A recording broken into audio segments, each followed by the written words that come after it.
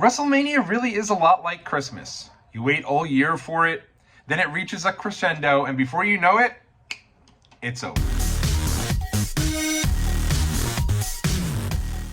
The day after, WrestleMania 40 is officially in the books. What's going on out there, world? It's your boy Tommy on the spot for Watch Along Wrestling, and in this video, I'm going to break down both nights of WrestleMania with my thoughts on every single match.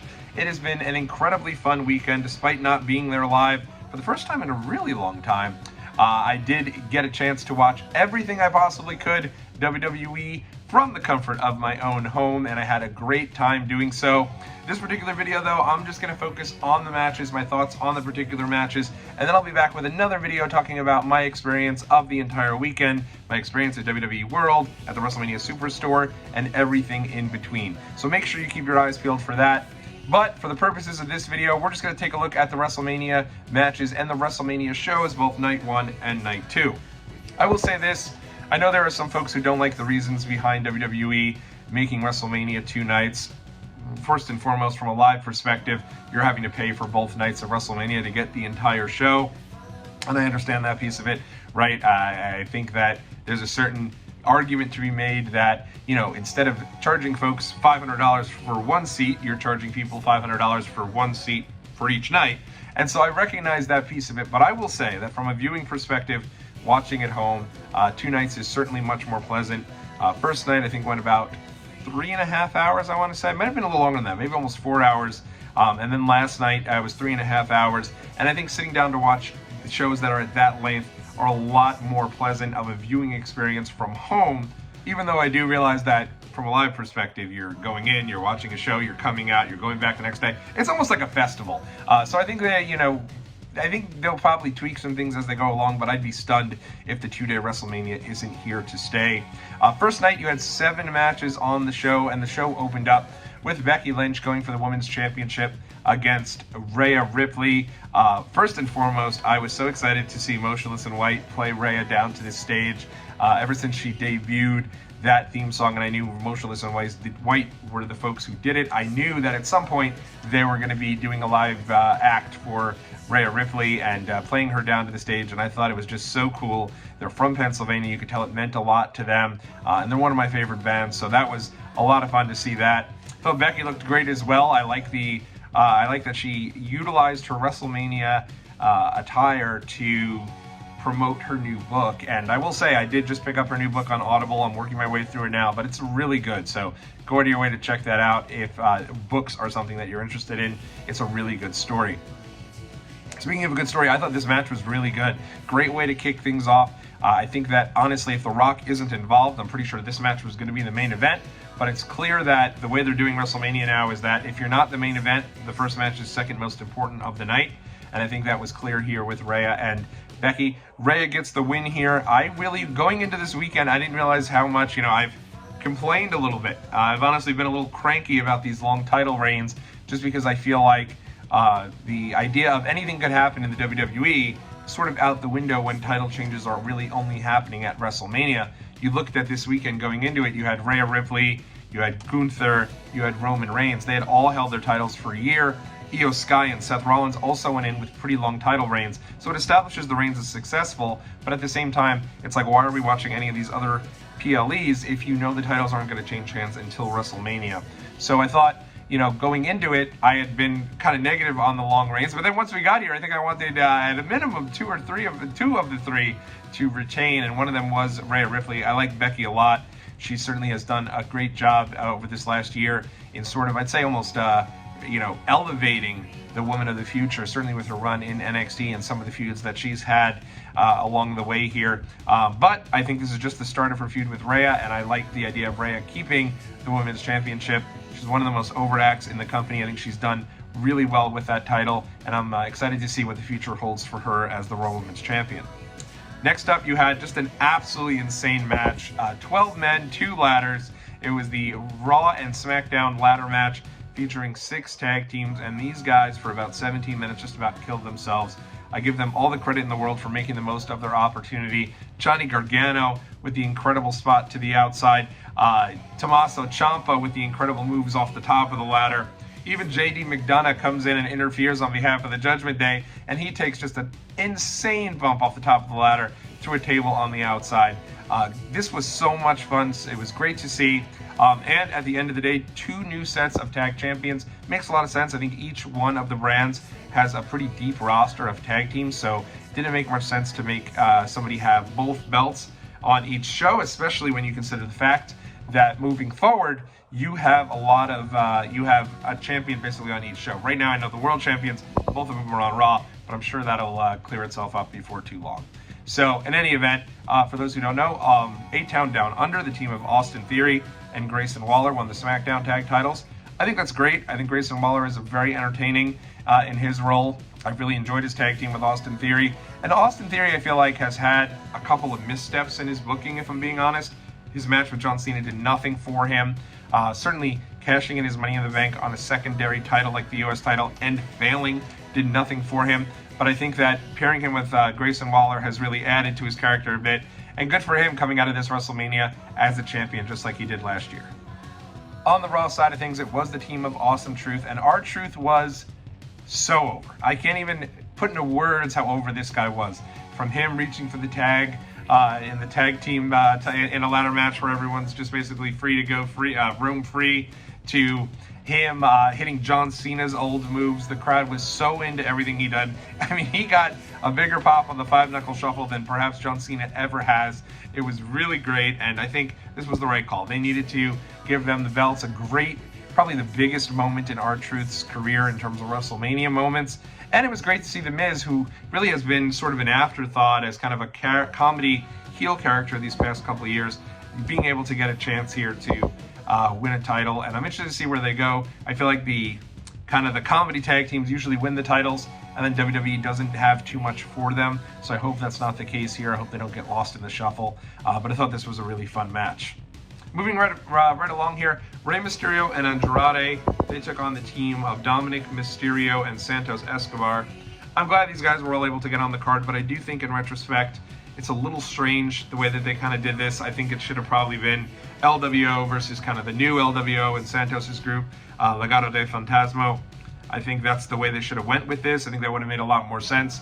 Instead, it was sort of teasing this dissension between Carlito and Rey that I'm sure we'll get to maybe even tonight on Raw, who knows, or maybe later on this week at SmackDown. But it didn't do too much for me. I think it was kind of strange. And then, it was fun seeing the Philadelphia Eagles come in. Those guys coming in, they're big time stars, certainly from a local perspective. And Jason Kelce has, established himself as a big mainstream star, certainly with his documentary on Hulu, and then the New Heights podcast that he does with his brother Travis. So certainly them coming in, getting that moment, assisting Rey and Andrade getting the win. I feel like it made sense, and you weren't going to have Carlito then turn on the team with the Eagles players there coming in and having that moment. So at the end of the day, fun. It's kind of part of what WrestleMania is, right? You're going to have your celebrity tie-ins. They want to have their moments where you can certainly play it on SportsCenter and play each piece of it. So I get all of that. But for me personally, this match didn't do too much for me. I think the Rey and Dominic thing has kind of ended, and then it was just kind of pushed back together randomly. And now Dominic is 0-2, so I think he's got to certainly move on from his deal with Rey here. Next up, it was Jimmy versus Jey Uso, and in all honesty, it was great seeing Jey Uso doing the whole, down since day one-ish. That whole thing it's so over. I can't even tell you how over it is. I thought the entrance was really cool, seeing him get the adulation from the crowd. That was great. Unfortunately, I think that's where great ended when it came to this match. This match didn't really click for me, and I think it goes back to, I never really wanted to see this match. I like both Usos. I think both of them have bright futures. I'm impressed as all hell as to how much Jey Uso has really established himself as a fan favorite. That being said, I don't think anyone really wanted to see it either. I think it's kind of like that Matt Hardy versus Jeff Hardy deal, right? They talked about that match a great deal over this weekend about how it was the second match in WrestleMania history. But for most people who are thinking about WrestleMania who aren't your diehard fans, I got a lot of texts. Hey, I know about Bret Owen. Who's the second set of brothers who had a match? And that's because that match was honestly pretty forgettable. Even as a huge Matt Hardy fan who was thrilled to see Matt Hardy defeat Jeff Hardy, the match itself just didn't do much, despite the build being pretty good. So they had to have this match. I think that there was a lot of buzz when they started 1 and 2 in the Men's Royal Rumble, But hopefully after this, you don't see too much more Jimmy versus Jay, and they can just split off and do their own thing. Again, I think Jey Uso has a very bright future. I think Jimmy Uso has a very bright future. But at the end of the day, it kind of just it didn't quite do it for me. Jay did get the win. He becomes the first babyface brother in WrestleMania history from those 3 matches to get the win. Owen beat Brett, Matt beat Jeff. This time around, main event Jey Uso with the win over Jimmy Uso. Moving right along here, it was a 6-woman tag team match. It was Jade Cargill teaming with Bianca Belair and Naomi to take on the Kabuki Warriors, the team of Kairi Sane and Asuka, teaming with Dakota Kai, the team of Damage Control. I thought it was a pretty solid match. Short, I mean, no more than maybe 10 minutes tops. But really, it did a lot to establish Jade Cargill as a major star, and she certainly is. She has an aura about her. The crowd is just eating up. They were chanting, "We want Jade," from right early on in the match. So she came in, looked great, and the babyfaces get the win here. Made a lot of sense. Bianca's still undefeated at WrestleMania. I am building this imaginary match in my head of The Undertaker versus the EST at WrestleMania. Perhaps 15 years down the road. Undertaker may be 85. They may have to have him dragged out and pushed in a cart there. But at the end of the day, I think it's really cool and a lot of fun that Bianca's now 4-0 at WrestleMania, the EST, continuing on. Solid match, can't complain. Before I get into Gunther and Sami Zayn, which was, well, I thought, probably best in-ring match, maybe of the entire weekend, certainly of night 1, I have to mention the weather. The weather was... They updated the weather about 500 times. You would have thought this was Kansas City Chiefs football in the playoffs. -7 degrees, people losing their fingers due to frostbite, all this, that, and a third. It was like 40 degrees, 45 maybe. I think it said it felt like 40 or something like that with 15-mile-an-hour winds. I get it's cold, but going into an outdoor show in Philadelphia in April, you have to figure it might very well be cold. I don't know. I feel like, yeah, maybe some folks had to wear coats. Maybe some folks had to use a blanket.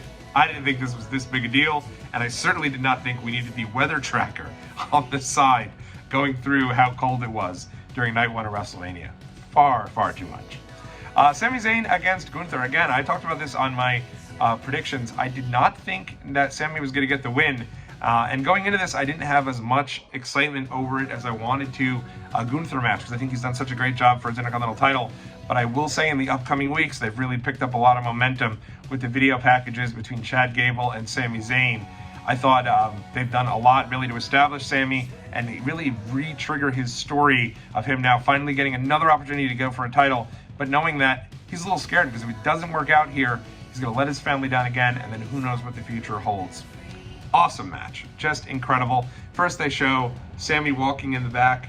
He's talking to Chad Gable, and Gable makes it clear that, hey, it was his pleasure to help him out, but he helped him out because he's going to get his at some point. Sami owes him. And I thought that was really interesting, and I thought that was a real kind of, oh, okay, so that's why Sami's been getting all this help from Gable, because they've kind of made a deal here. Kind of almost like a heel type of deal, right? When Miz won the title because Lashley helped him out, only so that Lashley could eventually get the title match of his own. I think it's kind of like typically what heels would do. So it's an interesting dynamic. And then obviously that moment where Sami comes around the bend and who's to stand there but Kevin Owens. Total goosebump moment. Very cool. And Kevin Owens giving him the last minute scream of go out there, get this done. And he would go out and get it done. And Gunther was destroying Sami for a lot of this match. But they did a really good job in building Sami back up, especially as Gunther was going, kind of egging on Sami's wife, who I thought did a great job, Khadijah, and really doing a great job in establishing the support she had for Sami and how badly she wanted him to get this done. And then he does. He hits the brainbuster off the top, which if you're fans of Sami from back in his day at El Generico, he'd use the brainbuster quite a bit. So I thought that was cool. It's kind of like he had to dig deep and look into his arsenal for moves he typically didn't use, because he knew he had to give every single thing he had in order to defeat Gunther, and then eventually would. I love this. This was such a good match.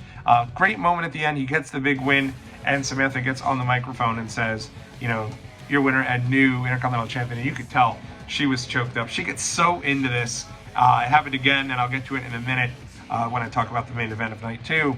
But I thought this was so well done, and it was really good. So, Sami Zayn, your new Intercontinental Champion.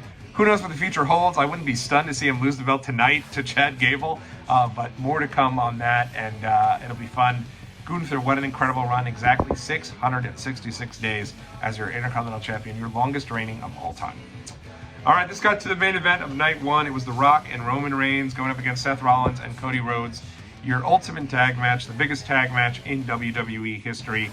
And I will say this, going into the match, I figured one of two things. If Rock and Roman were to win, Cody was going to win night two, right? Deck is stacked against him. Cody would end up finding a way to win night two and finish the story.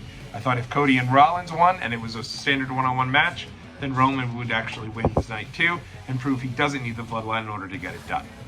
What we ended up getting was what I thought was the best decision. You had The Rock and Roman defeating Cody Rhodes and Seth Rollins.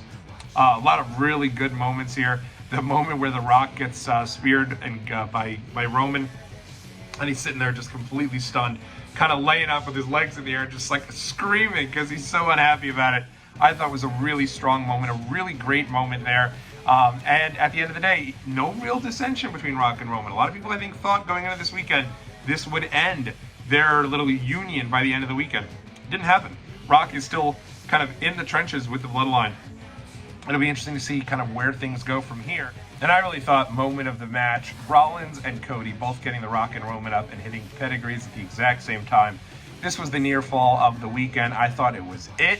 I thought Roman and Rock were going down. I was very surprised by that, but you know, you sat on your couch there and it was 1, 2, oh, what you've come to love from watching WrestleMania. And no different here. This definitely was a great near fall, but Rock and Roman would get up at the exact same time, getting the arm up, keeping the match going.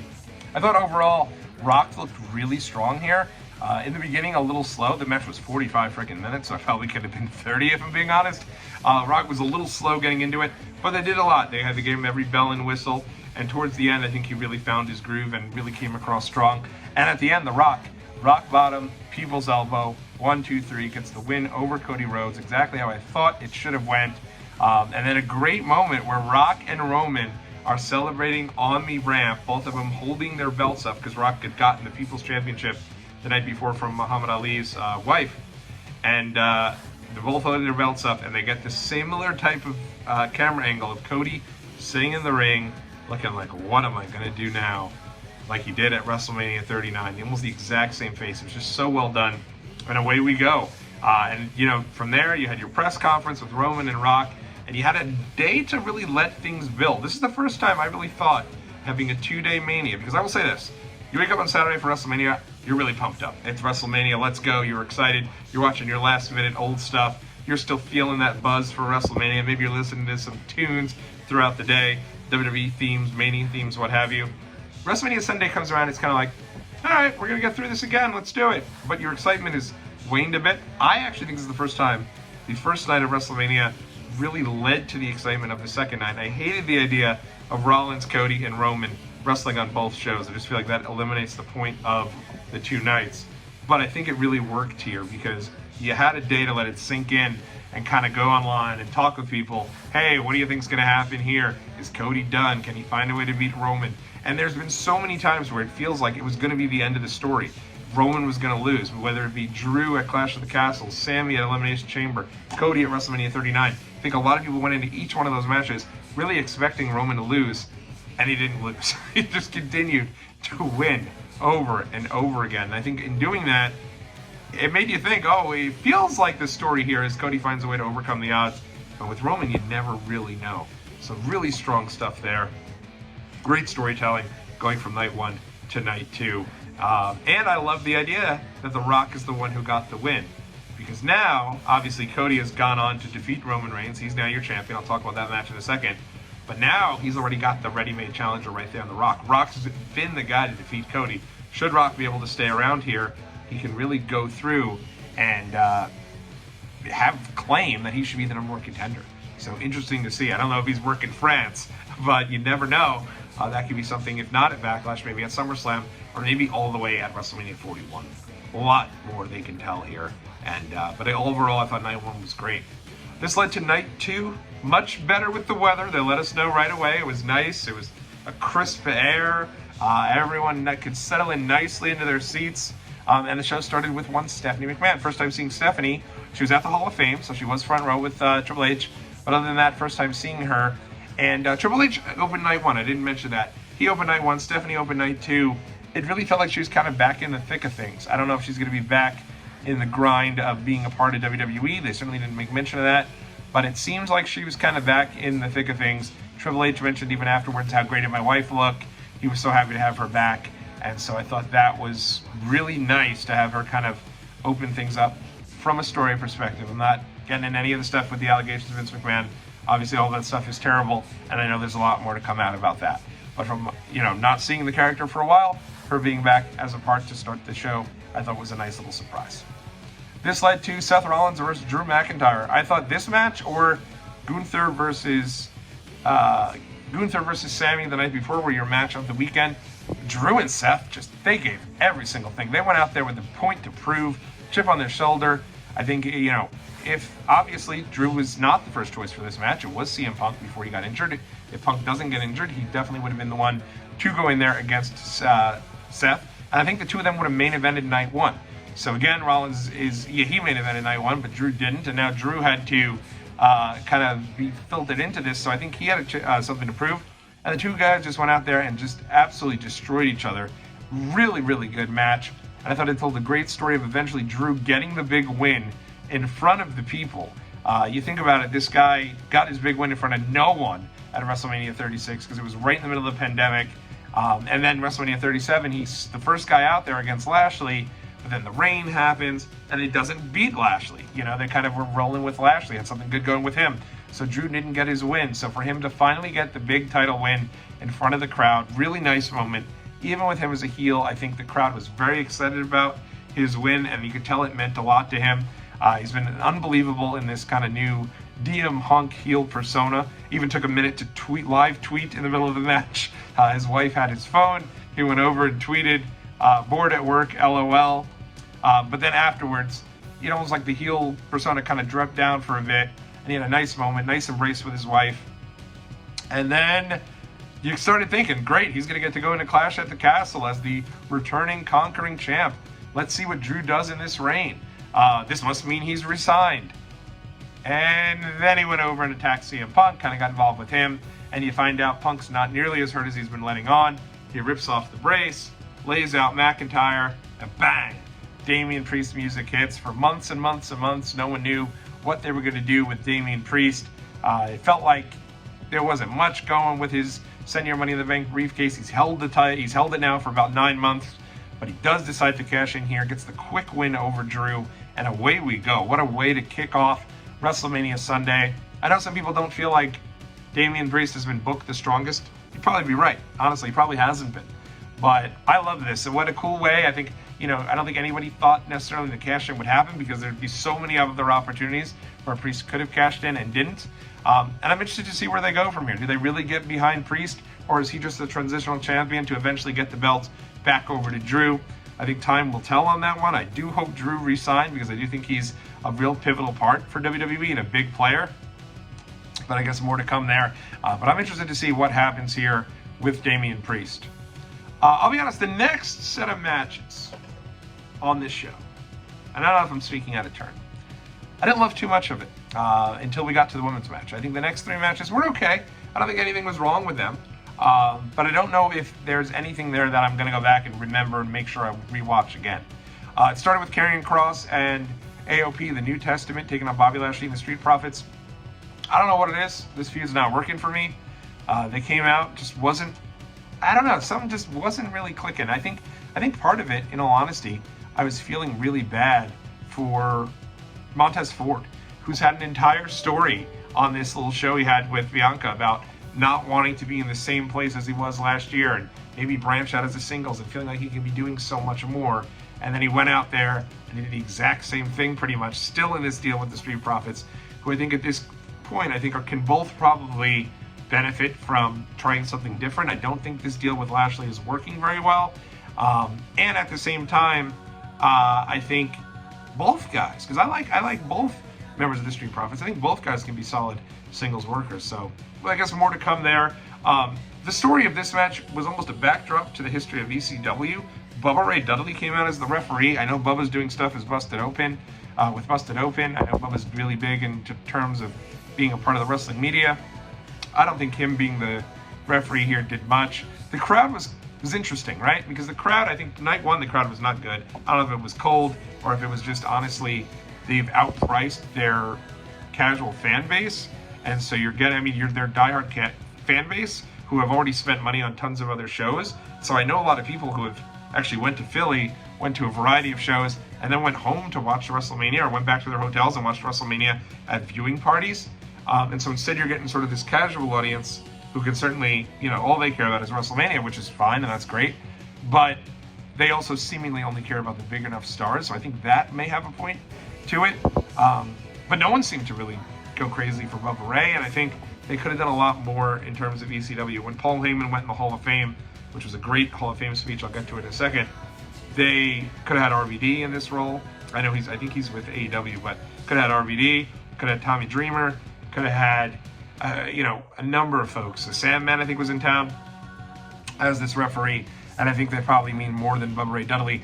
I don't think as a singles, Bubba Ray, even though he's established himself as a single, certainly with his TNA run as Bully Ray, I don't think that character on his own means as much to the WWE audience. And I think you saw that when he came out yesterday. The crowd just was not really that into it, in my opinion. So, and it was what it was. I think also there was a lot that went on in the beginning of the show, so the crowd was probably a little wiped from that. Bobby and the Profits get the win. I'm not sure what you do with Karrion Kross. They've tried with this guy. I think in NXT he had a solid thing going. Ever since he started with the main roster, I just haven't found it for him. I like the guy. I think he's a fun personality. Certainly, honestly, on social media, he's a great personality. But for some reason, it seems like there's something that's missing, which is a bit of a shame. So, who knows? Maybe more to come there. Next up, you have the phenomenal AJ Styles taking on LA Knight. Yeah. And I thought going into this was a really fun build here. I was excited to see a match that was just kind of two guys who just don't like each other. It's been a real while, it feels like, that before we've had just two guys, a straight up grudge match of folks that just don't get along. So I liked seeing this match on the card, and I like seeing LA Knight get a big match on the card as well. So I thought that was really cool. That being said, I don't know that the match was spectacular. I think for me, honestly, AJ Styles has never been able to top his match with Shane McMahon in terms of WrestleMania matches at WrestleMania 33. I still think that's his best one, and then I think Jericho at Mania 32 is right behind him. So for me, I'd say, that being said, this wasn't bad. Actually, it was better than I thought going in, and I'm really glad LA Knight got the win. It's a win over an established name. He needed a big win, a singles match at WrestleMania, in his first WrestleMania. So good to see that, and I'm interested to see kind of where they go with both LA Knight and AJ Styles. I feel like AJ Styles is kind of been out of the main event picture. I know he main evented and he was in the title match at Royal Rumble, but I'd love to see him get one last run here. I think over the weekend he mentioned how he's thinking and contemplating retirement at some point. So I'd love to see him go out on top. Maybe a feud with Priest. That'd be a fun feud if Priest ends up going over to SmackDown. But I could also see that with LA Knight. So good to see LA get another win, and that he wasn't just kind of a flash in the pan, one-time challenger for Roman. It'll be interesting to see kind of what happens with him moving forward. Next up on the show was the United States Championship, Kevin Owens, Randy Orton, and Logan Paul. A couple things here. Number one, I loved the idea of Kevin Owens in the back with Sami Zayn. Sami saying, now it's your turn, go get him. I love that. Those two still playing off of each other. I really thought Kevin Owens was going to win and we'd get our Benoit Eddie moment with Sami and Kevin coming out, doing that whole deal, and really embracing there and having a nice moment there at WrestleMania. Was not to be, though. Logan Paul continues his reign, holds on to the title here, and moving forward, it's interesting to see. It looks like they like Logan in this spot. Obviously, they're returning to Saudi Arabia just next month, so I'm sure he'll be on that show. I don't know that he'll be on the show in France, but there's a lot of really fun shows coming up for WWE, and I think Logan Paul being U.S. champion probably means more to them than Kevin or Randy. I love the moment of Randy Orton and Kevin Owens coming down on the golf cart. When you think back to WrestleMania, you'll see that forever, right? You'll see, when they look back at WrestleMania 40, one of those highlights is going to be Kevin Owens coming down the golf cart, Randy Orton behind him, and a nice tie into what they did on SmackDown. I like Randy and Kevin together. I'd love to see them work with Grayson Waller and Austin Theory. Obviously, both of them are huge stars, though, so I think they could be doing a lot more than this. For me, I'll say this, and it's the same thing I kind of feel with the ladder match. I always prefer a one-on-one at WrestleMania. These triple threats, these multi-man matches, they're great for watching them at the time, but when you look back, you're never really going to remember them. So that, I think, is a bit of a shame. And I think going into this, Randy Orton and Logan Paul would have been the way to go. Obviously, you needed to find something else for Kevin Owens. You can't leave him off the show. But I think it would have been better as a one-on-one match. I Show Speed, who's a streamer, went and he was in the Prime bottle. I'm not familiar with I Show Speed, I'll be honest with you. I try to think I'm pretty up on most of this stuff, but I really don't know I Show Speed. And so I don't know how many folks did. Last year KSI was in the bottle, and that made a lot of sense because he's obviously Logan Paul's business partner, and folks really know KSI. I don't know how many folks really were into I Show Speed. Pat McAfee kept trying to make it seem really important that he was in there, and maybe he is, maybe I'm just out of touch, could be, but I like to think I'm not, so I don't know. I'm not sure that got the pop they were looking for with him being in the Prime bottle. All in all, a fun match. Logan Paul retains here. Next up, we had Bayley taking on Io Sky for the SmackDown Women's Championship. I really enjoyed the idea that this was the semi-main match. This was a match that, I personally always feel like it should be the Men's Royal Rumble winner main eventing one night, the Women's Royal Rumble winner main eventing the second night. You weren't going to have that with what's going on with The Rock, right? When The Rock was able to come back and main event WrestleMania, I think they had to obviously have him main event night one. So I think that unfortunately meant Bayley and Io Sky weren't going to get that opportunity. But I think they made the most of their match. The match was really strong. Bayley with a very cool entrance to start off. And then Io Sky, I thought, also looked great in this match. I think, I know a lot of people were hoping for Paramore. I'm not sure where that came from, right? Like, I like Paramore. They're fine. They're great. But I'm not sure where that came from. They've never played Bayley to the ring. I don't know if Bayley has mentioned that she's a big Paramore fan or if this was ever in the works. But a lot of people were really disappointed Paramore wasn't there to play her to the ring. That being said, she had a really interesting entrance, and she had, certainly looked great. I think she's going to be one of the, I always try to take a look at some of the Mattel figures that may be coming out of WrestleMania. I think Seth could easily have two. I think Cody with the mask can certainly have one. And I think Bayley will also get one as well. Bayley looked great in this. Maybe Becky Lynch as well. So, let's see. I think it's going to be good, and I think the match, who knows coming out of this. Bayley, now you're women's champion, and I'm excited to see what she could do as a top babyface on the SmackDown side of things. Crowd was really into this. People were really excited for Bayley and happy to see her get the win. But I will say, Io Sky is just so fluid in the ring.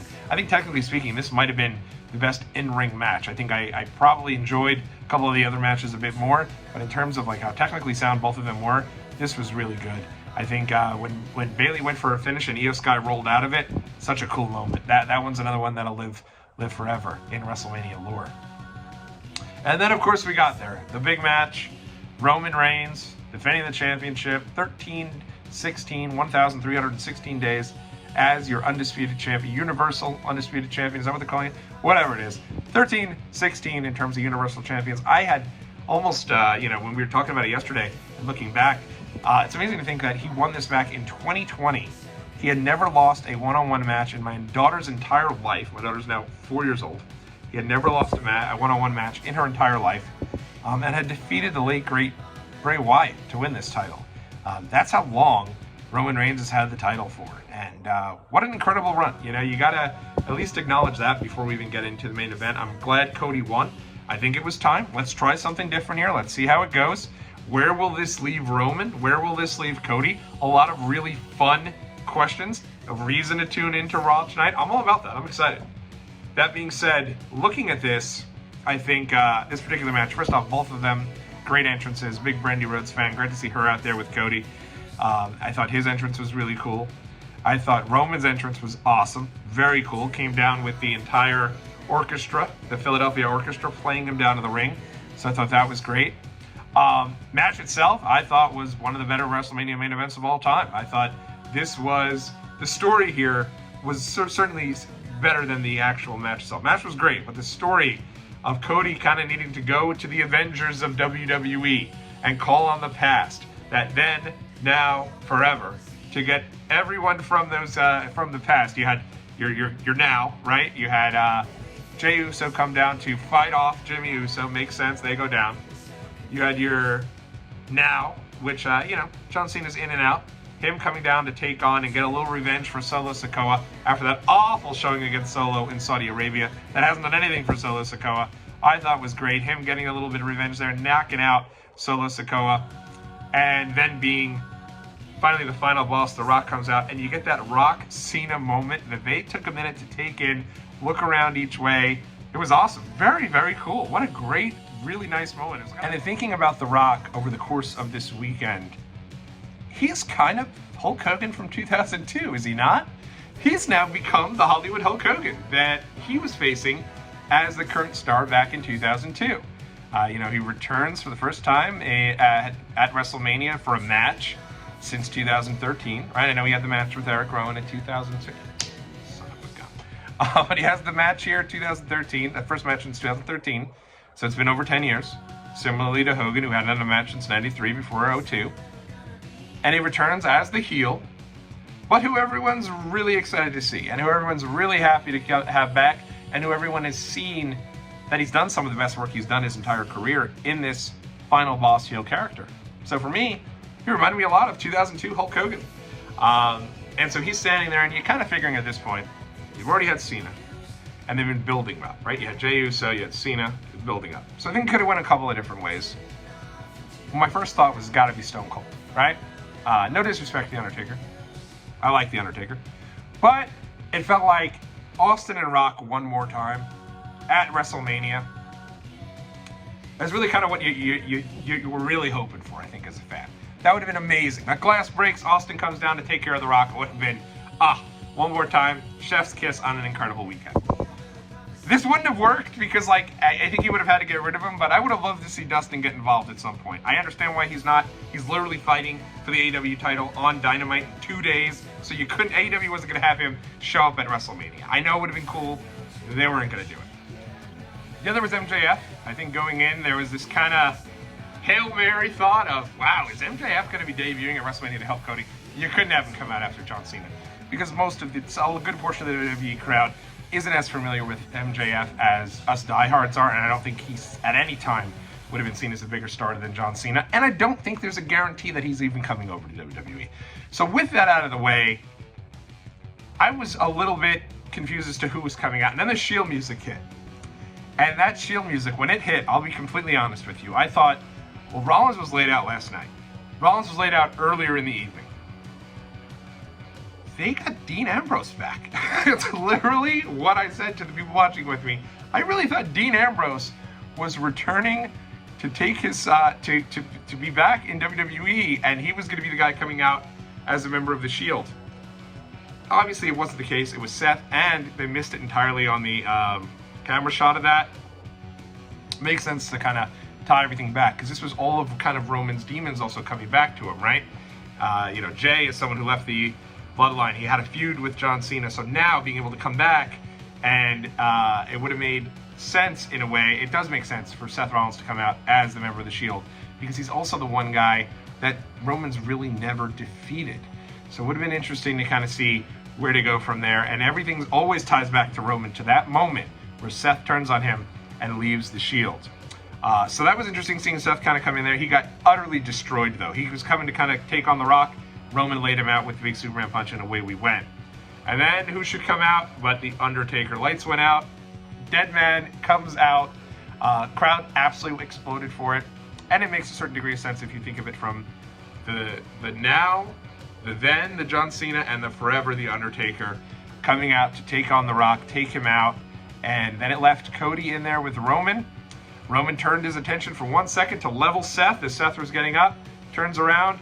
3 crossroads later, and we've got a brand new champion in Cody Rhodes. He has finished his story, and then the celebration took place.